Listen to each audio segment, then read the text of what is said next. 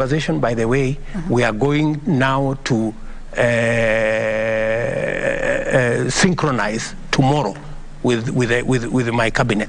Okay. We're going to have 3 days of sitting down on how to deliver on the plan, ministry by ministry, priority by priority, with the timelines, with costs, to make sure that we don't disappoint the people of Kenya. And finally, I have told you about diaspora, for example. Right. You know, that is a resource that we can use. Kenyans are outstanding everywhere they go, whether it is in the tourism industry, whether it is in the hospitality industry, whether it is in whatever other industry, they stand out globally. That's why I'm saying we have a resource. You know, I intend, just 1 minute, Tafadhali, Sam. I intend to drive the agenda to make sure that we leverage the many Kenyans who have skills, as Linda has said. We get them working everywhere in the world. That's why I've set up the Ministry of Diaspora. And I have put there a PS. And I have told her she has no other business. She must get Kenyans working everywhere. And every Kenyan who is working everywhere must be serviced by the government of Kenya. I intend to raise, by God's grace, the 400 billion to 1 trillion.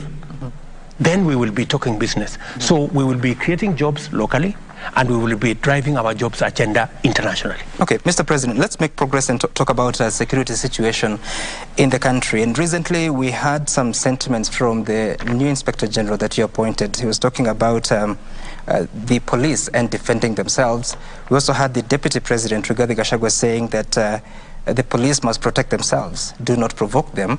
And this is coming at a time that is just over 100 days that you said that there will be no extrajudicial killings in this country. So when IPOA comes and complains, then they're called busybodies by officers that you've appointed. How do you explain that? And what is the agenda of the government moving forward to ensure that there will be no such kind of activities? Let me repeat, for the avoidance of doubt, there will be no extrajudicial killings in the government of Kenya under my administration. Yeah? That is a chapter we must close and weld and bolt and put it behind us. The police, I have sat down with the command of the police from the IG downwards, and we have agreed that they will operate within the law. Operating within the law includes defending themselves. Yeah? They are licensed to use firearms to deal with criminals, but to also defend themselves. Because if they don't defend themselves, they won't even be there to sort out the criminals. So let us not, I don't think the Deputy President or indeed the IG said that they want to continue with extrajudicial killing. That is not our policy, and we are all aligned as government. I have, as an administration, I have said we are going to respect and we are going to work with all institutions that makes sure that government works in the manner in which that's supposed to work, respecting the rule of law constitutionally. So the Independent Police Oversight Authority has our support. We are going to fund them. We are going to support them. And in fact, already, I have told them that they must begin to give us a program on the investigation of how we ended up with close to 200 Kenyans being killed and dumped in rivers. They must come. They must come to the country and tell us, right?